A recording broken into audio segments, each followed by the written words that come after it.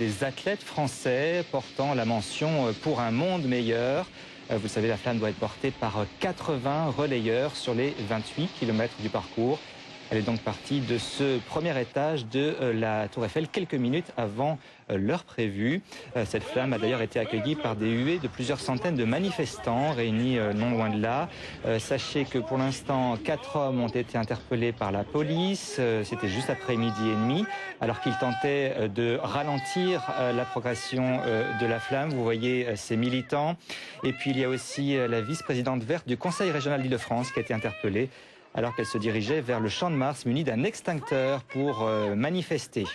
La flamme olympique a été ensuite montée dans un bus de la sécurité pour justement éviter de nouveaux incidents. Donc le relais a été interrompu alors qu'elle se dirigeait rive gauche vers ici les Moulineaux. Il y a eu de nombreux manifestants qui étaient là et ensuite la flamme a repris son parcours en sens inverse. Donc vous voyez, beaucoup d'inattendus dans cette journée qu'on savait placée sous très haute sécurité.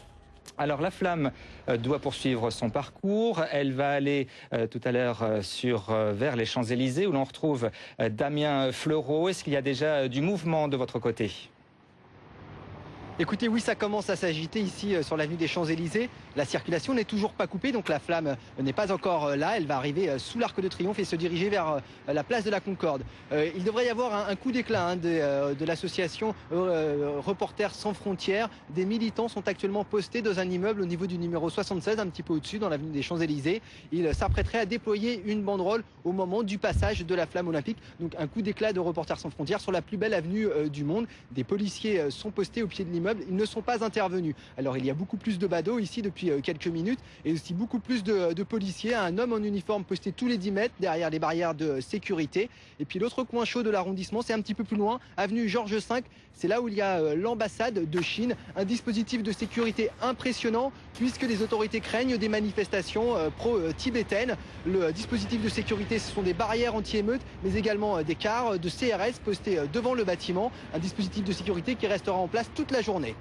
Merci Damien Fleuron. On se retrouve bien sûr dès que la flamme arrive dans votre quartier. On change d'arrondissement pour aller à la Tour Eiffel où on retrouve Emeline Darcourt. Alors Emeline, donc vous avez assisté à ce départ de la flamme. Il se passe encore des choses puisqu'un drapeau a été installé sur la Tour Eiffel.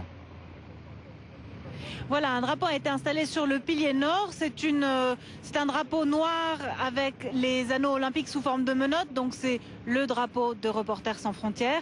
Il fait le spectacle. Il y a presque plus de spectateurs maintenant qu'au moment où la flamme est descendue de la Tour Eiffel. Et au bas de la Tour Eiffel, il y a un périmètre de sécurité qui a été installé, matérialisé par un tissu rouge et jaune. Et ce périmètre de sécurité est tenu par des gendarmes mais aussi des militaires, comme si on était en plein plan Vigipirate.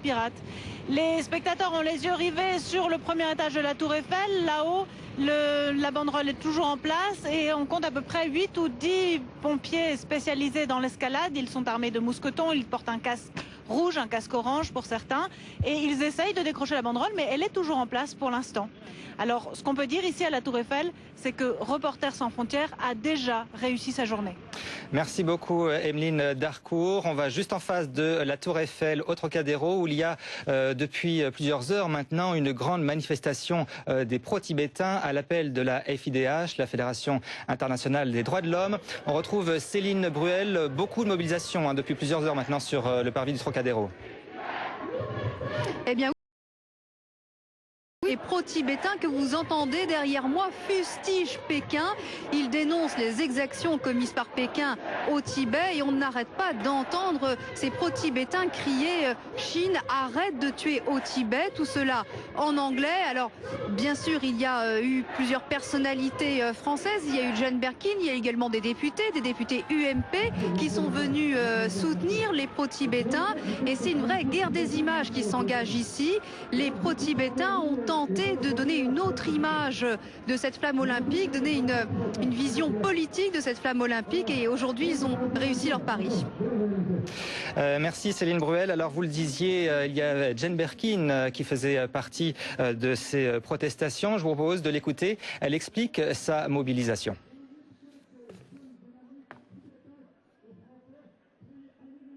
C'est d'être massivement ici, c'est d'être massivement pour le Tibet, contre les massacres des journalistes qui risquent leur vie, eux, contrairement à nous en Chine, qui se trouvent en prison pour 3 ans, 5 ans, pour avoir ouvert leur portable et d'avoir mis un message sur Internet. Et il n'y a pas de liberté de parole, on sait tout ça, Donc c'était notre jour pour être là massivement. Céline Bruel, donc on le sait, la flamme doit revenir en face de la Tour Eiffel, donc juste au pied du Trocadéro. Que va-t-il se passer? Est-ce que vous avez des informations?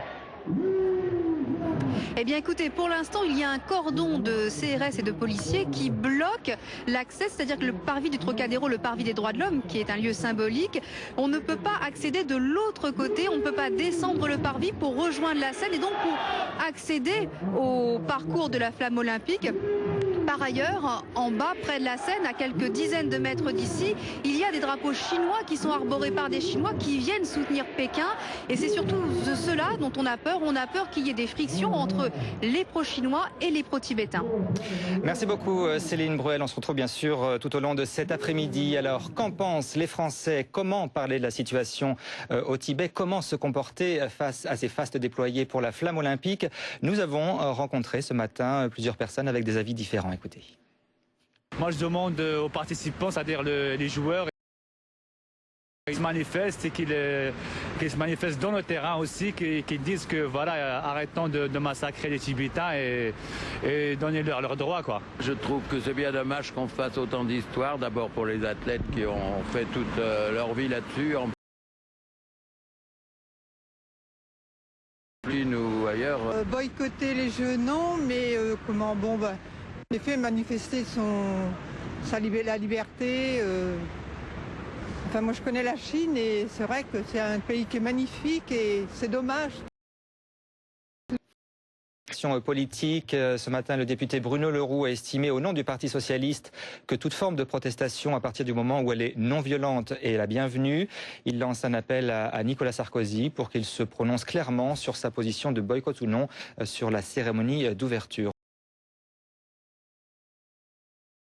Aujourd'hui, clarifier ses intentions. Sa présence à la cérémonie d'ouverture est devenue un débat public. Et donc, il a nécessité à clarifier sa position. Et de ce point de vue-là, face à la cacophonie gouvernementale que l'on a entendue ces derniers jours, il serait très certainement à poser le débat dans des termes qui obligent à la clarté. Et nous souhaitons demain, nous ne trouvons pas inintéressante l'idée de ces conditions. Si le président de la République veut peser demain sur la Chine, veut peser sur les pays européens pour avoir une position commune, alors oui, nous attendons de la clarté. Et l'idée de conditionnalité n'est pas si mauvaise que cela. Autre information sur le sujet, le président du comité international olympique, Jacques Rogge, appelle Pékin à une résolution pacifique de la crise au Tibet. Il a condamné aussi l'usage de la violence. Les événements au Tibet ont déclenché une vague de protestations parmi les gouvernements, les médias et les ONG, a souligné Jacques Rogge, tout en critiquant toute forme d'expression. Il a aussi réaffirmé son opposition aux appels au boycott. Voilà donc ce qu'on pouvait dire pour l'instant sur ces JO. Beaucoup de choses se passent dehors et vous l'avez certainement vu avec des chutes de neige exceptionnelles dans le nord de la France.